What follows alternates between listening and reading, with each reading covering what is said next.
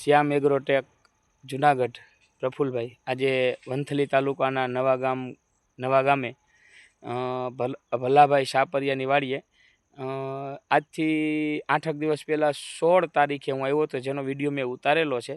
ધાણા બેસતા જતા હતા, ધાણા ગમતા નહોતા, અને આજથી 3 વર્ષ પહેલાં ભલાભાઈ સાપરિયાના તલ બગડતા હતા અને એનો ડોઝ મેં આપ્યો હતો અને એને સારું એવું રિઝલ્ટ મળ્યું હતું.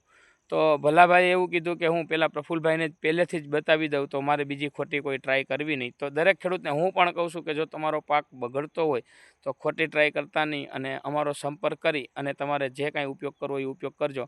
આજે 16 તારીખનો જે વિડીયો અને આજનો વિડીયો એ દરેક ખેડૂતને હું બતાવું છું. આ ધાણા જોઈ શકો દરેક ખેડૂત. તો આ ભલાભાઈ સાપરિયા છે. ભલાભાઈ સાપરિયા, હું 16 તારીખે હું જ્યારે તમારી પાસે આવ્યો ત્યારે તમને મેં શું કીધું હતું એ દરેક ખેડૂતને કહો ને. ધાણા તે બેહી ગયેલા હતા અને એમાં મચ્છીનો બધો એટક આવી ગયો તો બેહી ગયા. એટલે પ્રફુલભાઈની દવાથી દીધી ને મેં સાઈટ્યું અને ચોથે દી એનું રિઝલ્ટ મને સીધું દેખાણું. ચોથે દિવસે દેખાણું હતું ને? મેં તમને શું કીધું હતું કેટલા દિવસે રિઝલ્ટ દેખાય એમ? તમે તો 8 દીનું મને કીધું હતું, તોય પણ ચોથે દીએ રિઝલ્ટ સીધી ધાણામાં લાઇટ અને ફૂટ ને બધું ચાલુ થઈ ગયું હતું. નકર તો શું છે કે હાવ બેસી ગયા હતા અને લાઇટે નહોતી, ગમતા જ નહોતા હાવ. જેનો વિડીયો મારી પાસે છે આપણે દરેક ખેડૂતને બતાવશું. મેં 16 તારીખે ઉતાર્યો હતો એ ના બે આપણે ખેડૂતને બતાવશું. તો દરેક ખેડૂતનો જે ધાણા છે, ચણા છે, જીરું છે, કાંઈ પણ પાક બગડતો હોય તો એ લોકોને તમે શું ભલામણ કરો છો? મારી ભલામણ એટલી જ છે, કોઈ પણ વસ્તુ પાક બગડતો હોય તમારો તો પ્રફુલભાઈનો કોન્ટેક કરજો. તમારો પાક બગડતો હોય છે તો સુધરે એમ છે તો સુધારી દે, નકર તમને કહે ખોટા ખર્ચા કાંઈ કરતા નહીં તમે. હા, બરાબર છે. આ મારી ભલામણ છે. એનું કારણ છે કે મને તો પ્રફુલભાઈનો અનુભવ છે. જે મારા તલ બેસી ગયા હતા અને એને મને સુધારી દીધા હતા. એટલે આને પાછો આ ધાણામાં એમ જ થયું.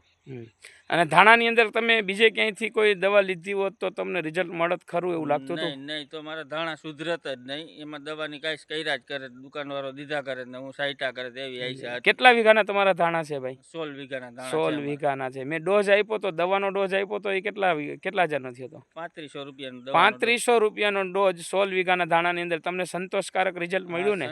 આ જોઈ શકો દરેક ખેડૂત જો આવી રીતે, અને એનો વિડીયો છે હું બતાવીશ. બીજું દરેક ખેડૂતને ભલામણ શું કરો છો તમે? કઈ ભલામણ કરવા માંગો છો દરેક ખેડૂતને? શું ખેડૂતને એટલું જ કહેવા માંગુ કે પ્રફુલભાઈનો કોન્ટેક્ટ કરજો. ભલે તમે એની પાસે દવા ના લ્યો કાંઈ નહીં, પણ તમારો મોલ એકવાર બતાવજો એને.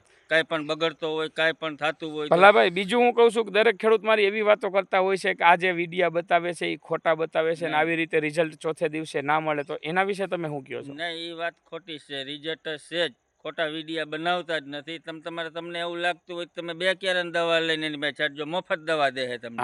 મફત દવા દે તમને. એમ ખોટા વિડીયા હે આ તો તમારે તો ખેડૂતને તમે ભલામણ કરો ને, બરાબર ને? 100% રિઝલ્ટ મળશે ને? 100% રિઝલ્ટ છે. તમારો પાક ગમે એવો બગડતો હોય, ગમે ના બગડતો હોય ને તમારે દવા લેવી તો દવા સસ્તી છે. 16 વીઘાની દવા 3500 રૂપિયાની, એટલે કાંઈ ના થયું કે વીઘે 200 રૂપિયાની દવા થઈ. અને એ આપણે હેવી ડોઝ આપ્યો તો મેં તમને. હવે જે આવશે એ તો નોર્મલ ડોઝ આવશે. હવે જે આવશે એ, બરાબર ને, કે જેની અંદર મચ્છી હતી અને મચ્છીની અંદર આખો ધાણો પકડાઈ ગયો હતો અને એની અંદર 100% રિઝલ્ટ મળે એવી મચ્છીની દવા મેં એને આપી હતી અને એનું રિઝલ્ટ મળ્યું છે. દરેક ખેડૂત જોઈ શકો. તો દરેક ખેડૂતને ધાણા જો બગડતા હોય, ધાણા, જીરું, લસણ, ડુંગળી, તુવેરની અંદર મારી પાસે ઈયળની દવા પણ સ્ટાર 56 કરીને સારી એવી બ્રાન્ડ છે. તો દરેક ખેડૂતને તુવેરની અંદર હું પણ સ્ટાર 56નો ઉપયોગ કરવાનો ઈયળની અંદર ભલામણ કરું છું, બરાબર ને ભલાભાઈ? એનું રિઝલ્ટ મળશે ને એ લોકોને?